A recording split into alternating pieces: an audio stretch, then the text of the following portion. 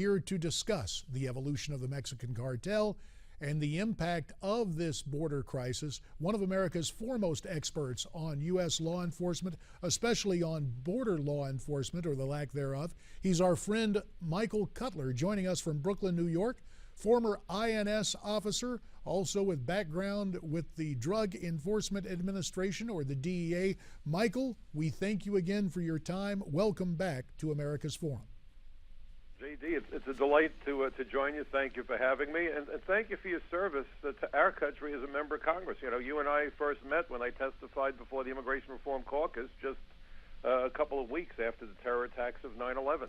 And as I characterize that, the terror attacks of 9/11 for me were a road to Damascus experience. The scales fell from my eyes, and I came to understand that border security is national security.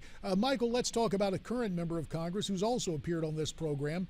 Jim Bridenstine of Oklahoma made some strong comments about the Mexican cartel. He said, and we're quoting him now, "We don't control the southern border of the United States the way the law requires right now, but the transnational criminal organizations in northern Mexico, they control the southern border on the south side of the border.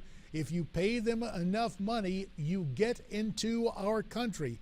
Michael, is it that simple and perhaps that diabolical?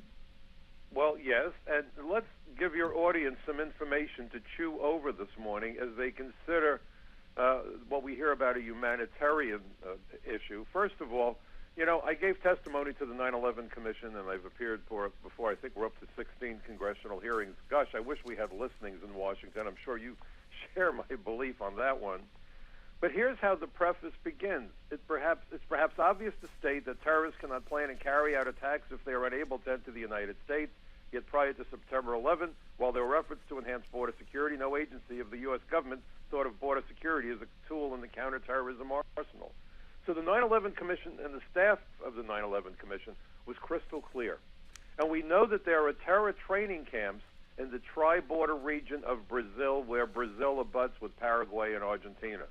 We know that Iran weekly is flying shock troops into Caracas, Venezuela, on dedicated flights. These were the people who were involved with the attempt, if you recall, just before the last presidential election, to kill the Saudi ambassador and perhaps blow up both the Saudi and Israeli embassies.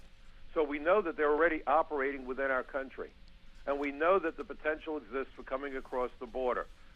If you go further with the findings of the 9/11 Commission, they talk about immigration fraud. You have the president providing hundreds of thousands of illegal aliens, a.k.a. the Dreamers, with identity documents and lawful status without an interview and without anybody knocking on doors and doing background investigations. What could possibly go wrong? You have Congressman Denham from California saying that he wants to put illegal aliens into our military and give them a pathway to citizenship. Why on earth would you want to take people, and by the way, when we say they're illegal, we're talking about people who evaded the inspections process that's supposed to keep terrorists, criminals, and spies, and human rights violators, and so forth, out of our country. So people sneak in, and then we put them on a military base, give them weapons training and our playbook, so to speak. What could possibly go wrong? So you look at all of this, and then you ask yourself, no matter whether you're from the left or the right politically, no one argues that a legitimate mission of the U.S. government is national security, public safety, public health, and to combat crime. These are legitimate. And if you don't go after people who would come into your country to kill people, to sell drugs, and by the way, we are in the midst of a heroin epidemic, and that's the real barometer as to whether or not our borders are secure. Forget the doctored numbers provided by the administration. Those numbers aren't worth the paper they're written on. The level of heroin in the country today is so severe that police departments, including right here in New York City and across the country, are giving out to their members the antidote to heroin overdoses because heroin has become that cheap and that available.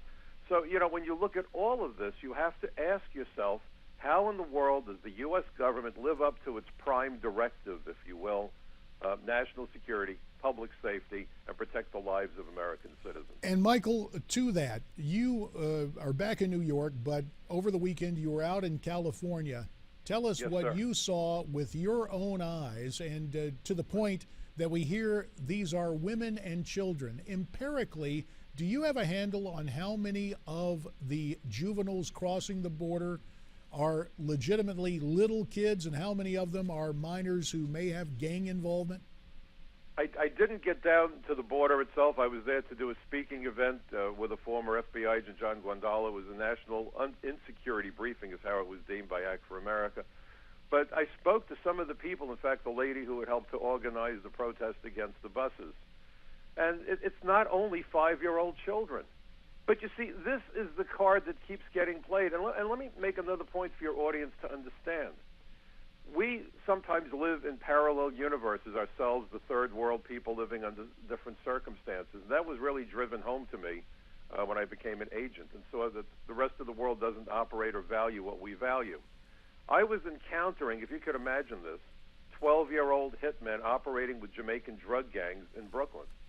These kids knew that the police would not put them in jail if they killed somebody. A drug dealer would give a kid a gun and say, see the guy in the brown coat? I want you to shoot him.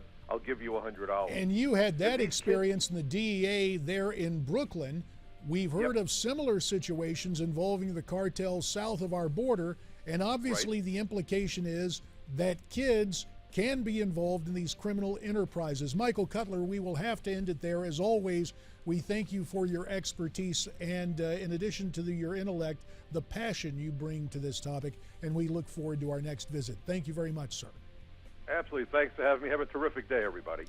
So that's Michael Cutler's take. What is yours? Why don't you tweet us your comments at Newsmax TV, hashtag America's Forum, or write in newsmaxtv.com/comment. We'll be right back.